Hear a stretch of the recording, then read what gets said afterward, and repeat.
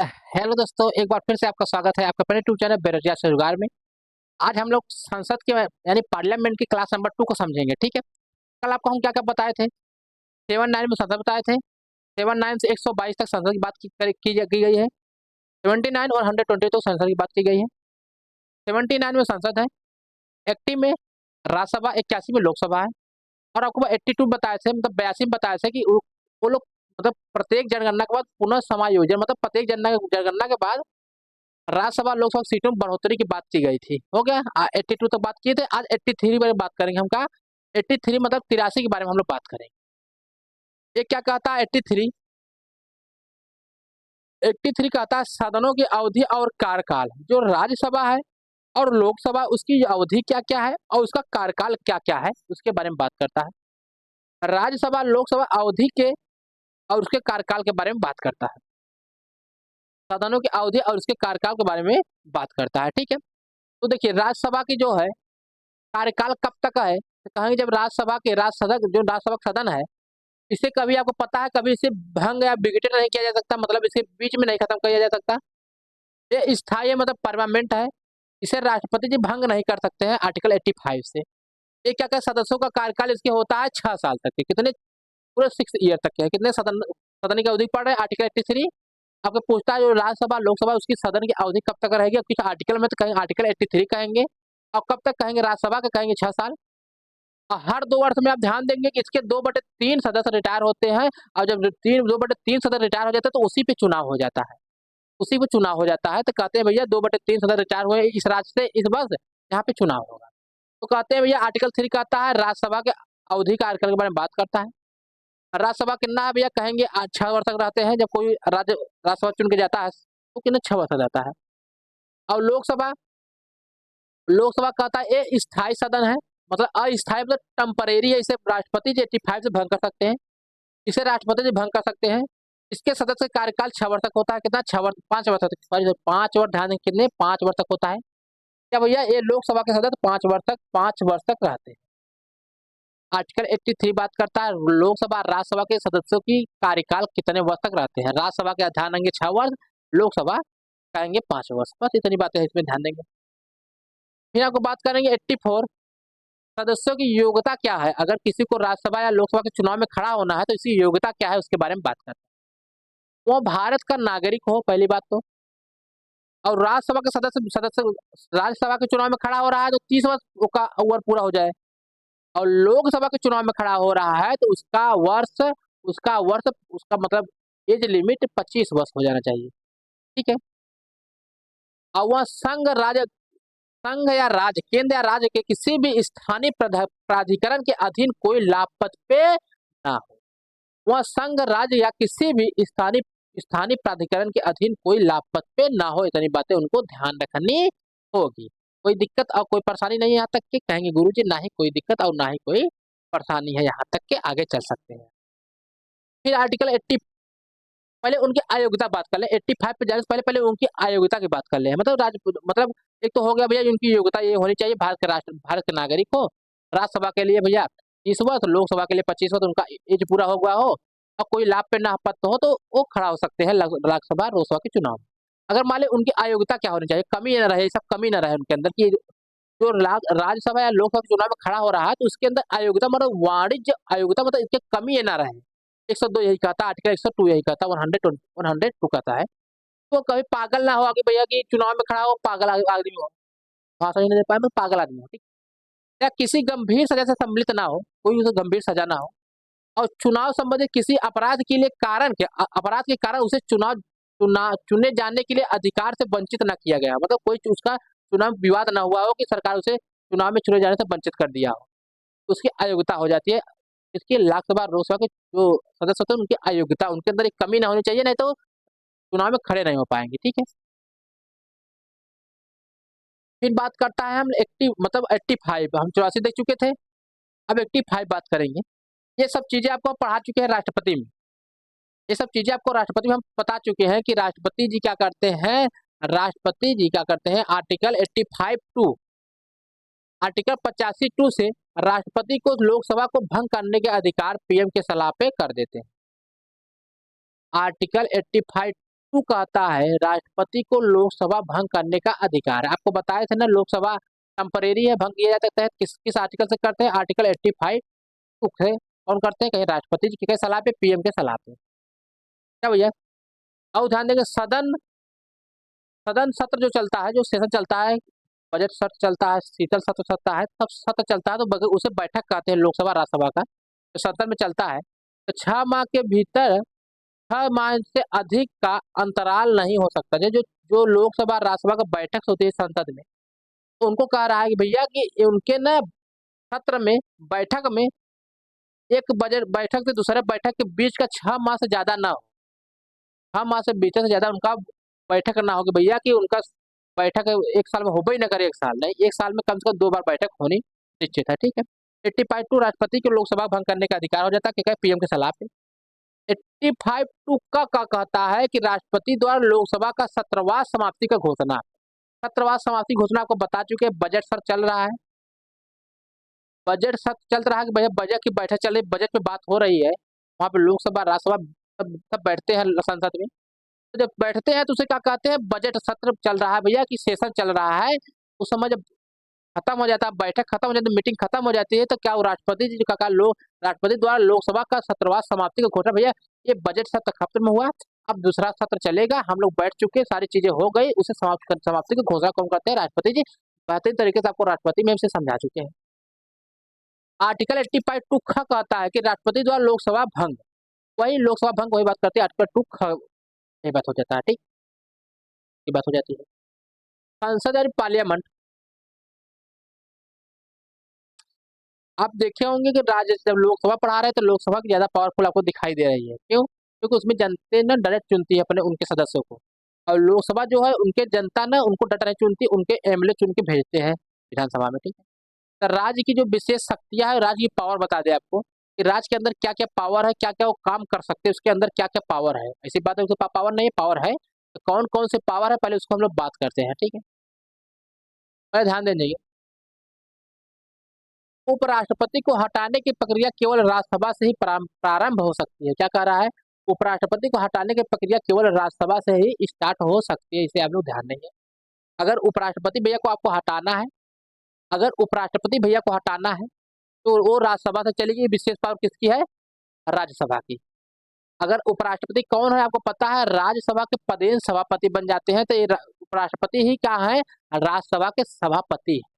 उपराष्ट्रपति ही राज्यसभा के सभापति हैं। तो आर्टिकल कहता है राज्यसभा की विशेष शक्तियां क्या है? तो कह रहा है उपराष्ट्रपति को हटाने की प्रक्रिया केवल राज्यसभा से प्रारंभ होती है। अगर कोई संविधान का उल्लंघन किया, उपराष्ट्रपति भैया को हटाना है तो प्रक्रिया चलेगी राज्यसभा से ही स्टार्ट होगा। इसे बताए आपको ध्यान रखने के लिए। उपराष्ट्रपति राज्यसभा का पदेन सभापति आपको बताएं आर्टिकल 62 हो जाते हैं, 64 हो जाते हैं। लोकसभा की प्रस्ताव पास करेगी तब राष्ट्रपति हटेंगे, उपराष्ट्रपति हटेंगे। प्रस्ताव चलेगा कहां से? राज्यसभा से। इसको हटाने के उपराष्ट्रपति मतलब सभापति जी, राज्यसभा के सभापति ही उपराष्ट्रपति भैया है। अगर इनको हटाने की प्रक्रिया चलती है कहां से? राज्यसभा से प्रक्रिया चलेगी, तो चल दे वहां सिग्नेचर हो जाएगा तो लोकसभा में भी आएगा। लोकसभा के जब ये प्रस्ताव पारित कर देगा तब राष्ट्रपति उपराष्ट्रपति भैया को हटा दिया जाएगा। ठीक है, आपको समझ में आएगी बात है कि नहीं? पहले आप बता दीजिए। अगर संसद यानी राज्यसभा की पावर की बात करें तो राज्यसभा की पावर, पहली पावर मिलती है कि उपराष्ट्रपति को हटाने की प्रक्रिया केवल राज्यसभा से चलती है। उपराष्ट्रपति को राज्यसभा से पदेन सभापति होते हैं। लोकसभा जब सिग्नेचर कर देगा तो उपराष्ट्रपति को हटना ही पड़ जाएगा निश्चित तौर पर, जब दोनों सदन से पास हो जाएगा। अब भेजो था नई अखिल, यहाँ पर देखेंगे नई Akhil Bharatiya all India service. Article 312 कहता है कि ऐसा ऑल इंडिया सर्विस सृजन करना होगा, एक आपको स्थापना करना हो तो प्रस्ताव केवल राज्यसभा से प्रारंभ किया जाएगा। आपको मेरी भाषा समझ में आ जाएगा। जैसे नई अखिल भारतीय सेवा, जैसे ऑल इंडिया सर्विस है, यूपीएससी, यूपी जैसे यूपीएससी है ना, पूरी इंडिया की सेवा करती है, प्रदान करती है ना, यूपीएससी जैसी। अगर वैसे ही आपको और एक बनानी है दुनिया की सेवा करने के लिए, देश की सेवा करने के लिए यूपीएससी की तरह, उसे प्रस्ताव कहाँ से पारित होगा? पहले कहाँ से वो करना स्टार्ट होगा? तो कहाँ से होगा? ऐसे ही बनाना है तो आपको आर्टिकल 312 से क्या करना? आर्टिकल 312 के सृजन से, आर्टिकल 312 के तहत से वो पहले प्रस्ताव राज्यसभा से पास होगा। केवल वो प्रस्ताव केवल राज्यसभा से ही प्रस्ताव प्रारंभ किया जाएगा। हम आपको बता दें यूपीएससी जैसे है हमारे यहाँ काम करती है, पूरे भारत के लिए हमारे अच्छे तरीके से। तो वैसे ही एक और संस्था स्थापित करना है, सृजन करना, क्रिएट करना है, काम करे, जनता बढ़ रही है।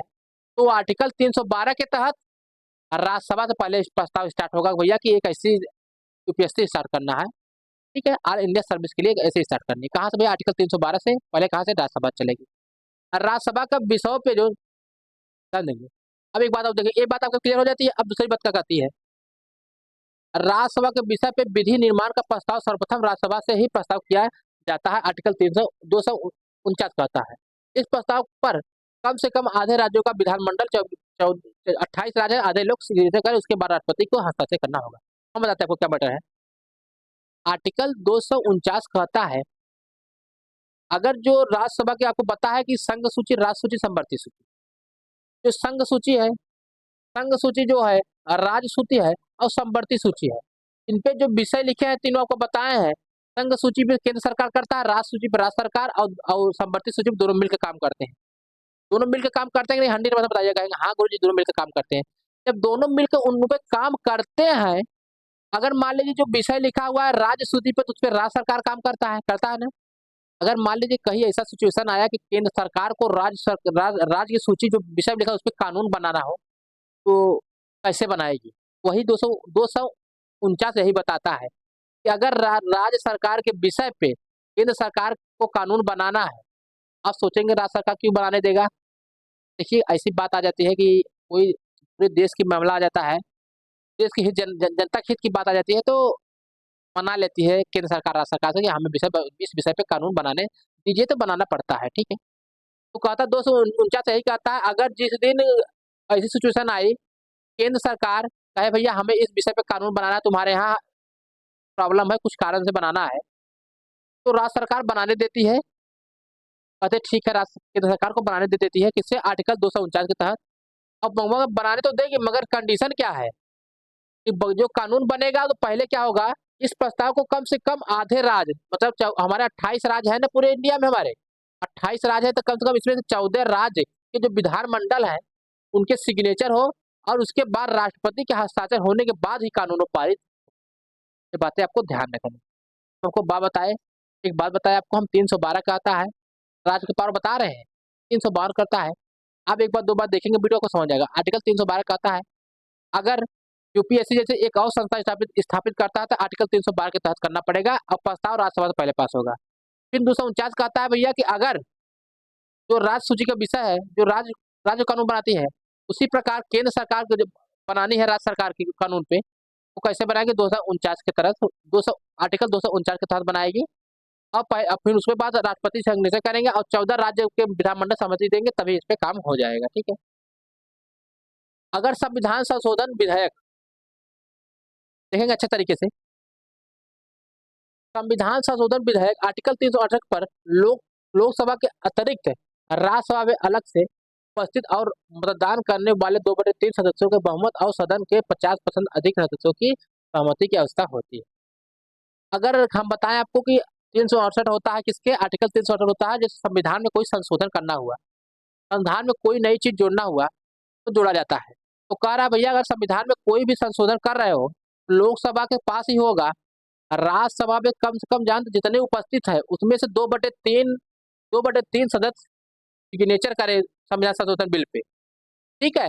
और सदन में जितने भी आदमी हैं उसके 50% से अधिक लोग उसमें सहमति दे, तब जाके संविधान संशोधन बिल पास होगा। नहीं समझे? आर्टिकल 368 में लिखा हुआ संविधान संशोधन किया जाता है आर्टिकल 368 के तहत। तो यही कहता है कि इसका ताकत क्या है, पावर क्या है, कि 368 के तहत अगर कोई संविधान संशोधन विधेयक है, संविधान में संशोधन किया जा रहा है, लोकसभा पास करेगा तो अधिकार उसका राज्यसभा का भी है, वह पास करेगा 2/3, तभी जाके कोई कानून संविधान संशोधन हो सकता है, ठीक है।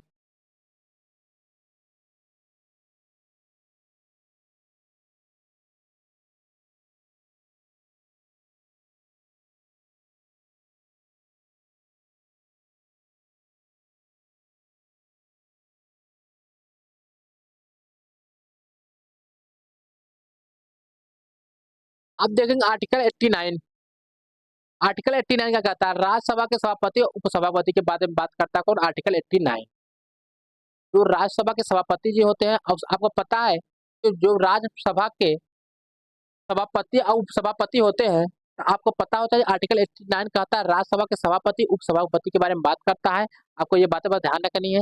जो राज्यसभा के सभापति जी होते हैं वो देश के उपराष्ट्रपति होते हैं, आपको ये बातें ध्यान रखनी होगी। क्या भैया, ये आर्टिकल 89 कहता है राज्यसभा के सभापति और उपसभापति के बारे में बात करता है। राज्यसभा के सभापति और उपसभापति के बारे में बात करता है।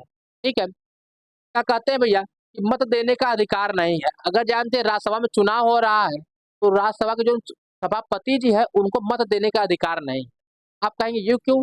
इसलिए क्योंकि जो राज्यसभा के सभापति जी है वो उपराष्ट्रपति है। उपराष्ट्रपति भैया तो वहां से है, कहाँ से भैया? लोकसभा से है।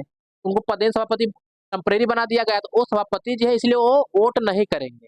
वो निर्णायक वोट दे सकते हैं, मत देने का अधिकार नहीं होता। राज्यसभा का सदस्य मेंबर वो नहीं होते हैं, किंतु मत बराबर होने की स्थिति में वो वोट दे सकते हैं। कह रहा भैया कि देखिए जो आर्टिकल 89 कहता है राज्यसभा के सभापति और उपसभापति के बारे में बात करता है। ये जो राज्यसभा के सभापति जी हैं ये न जब राज्यसभा का चुनाव होगा तो उनमें वोट देने के इनका अधिकार नहीं रहेगा। क्यों नहीं रहेगा? क्योंकि ये राज्यसभा से चुन के नहीं आए, ये लोकसभा से चुन के आए हुए। ये उपराष्ट्रपति ही राज्यसभा के पदेन सभापति होते हैं, इसीलिए इनको वोट देने का अधिकार नहीं। मान लीजिए 10 वोट पूरा पड़ा है, 10 वोट पूरा टोटल है, 5 एक मिल गया, 5 के एक मिल गया, दोनों को बराबर मिल गए वोट। तो इस समय में इस सिचुएशन में क्या राष्ट्रपति जी निर्णायक मत दे सकते हैं भैया कि हाँ हम इनको बना देते हैं, जिस तरफ वो मत देंगे उस तरफ पार्टी जीत जाएगी। आर्टिकल 89 हो गया। अब उपसभापति जो होते हैं उनका भैया देख लेते हैं क्या हाल रहता है। सभापति नहीं, सभापति तो राष्ट्रपति हो जाते हैं, उपसभापति के बारे में बात करते हैं। उपसभापति कौन है? तो उपसभापति जो होते हैं राज्यसभा के सदस्यों द्वारा एकल संक्रमण मत पद्धति अनुपातिक पद्धति द्वारा चुने जाते हैं। ये उपसभापति जी है, सभापति जी नहीं, उपसभापति जी है। उपसभापति जी है, सभापति तो राष्ट्रपति होते हैं, ये उपसभापति है, इनका चुनाव देखते हैं। ये राज्यसभा के सदस्यों द्वारा एकल संक्रमण मत पद्धति द्वारा चुनाव इनका होता है गुप्त रीति से। इनका कार्यकाल 6 वर्ष होता है। ठीक है, लोकसभा प्लस राज्यसभा के सदस्य जो चुने और मनोनीत है दोनों इनके चुनाव में भाग लेते हैं। इनका कार्यकाल अभी समझ में आएगा, ध्यान दीजिएगा। जो उपसभापति जी हैं वो आपको पता है उनका चुनाव जब होता है तो राष्ट्रपति तरह होता है। राज्यसभा के सदस्य के द्वारा एकल संक्रमण मत पद्धति अनुपातित पद्धति द्वारा अप्रत्यक्ष होता है, गुप्त रीति से होता है। ये बात आपको तो पता 100% है। ठीक है, अब इनका कार्यकाल जो होता है उपसभापति जो होता है उनका कार्यकाल होता है 6 वर्ष के लिए। और जो सभापति जो होता है तो उपराष्ट्रपति भैया है, ये तो लोकसभा से आए हुए हैं, इनका कार्यकाल होता है 5 वर्ष के लिए। आपसे पूछा जाए उपसभापति का कार्यकाल तो कहेंगे 6 वर्ष और सभापति का कार्य कहेंगे तो 5 वर्ष के लिए। ये इनके जो सभापति जी है इनको लोकसभा प्लस राज्यसभा के सदस्य चुने हुए और मनोनीत दोनों लोग भाग लेते हैं। आपको पता है सारी चीजें, एक बार आपको बताने की इंपॉर्टेंट होती है। बस मतदान करना हमारा क्या है, कैसा अधिकार है? आप मुझे पूछा जाता है जो हमारा जो वोट देना मतदान देना एक कैसा अधिकार है, राजनीतिक है कैसा अधिकार? आप कहेंगे राजनीतिक अधिकार है और इसीलिए जेल के कारावास को उनको देने का अधिकार नहीं है। एक बात और ध्यान रखेंगे, प्रधानमंत्री जब राजीव गांधी थे तो क्या आप किए थे? उन्हें 61 नंबर का संविधान संशोधन किए थे 1989 में। क्या 1989 में 61 नंबर का संविधान संशोधन किए थे? और जो आयु थी उसका वोट डालने की मदद करने की उसको 21 से घटाकर 18 कर दिए थे। बातें आपको ध्यान रखनी है। ठीक है, देखिए अब आपको सारी चीजें बतला दी है, अब कोई दिक्कत नहीं, कोई परेशानी नहीं है। अब मिलते हैं हम नेक्स्ट वीडियो में नेक्स्ट क्लास का, तब तक के लिए नमस्कार।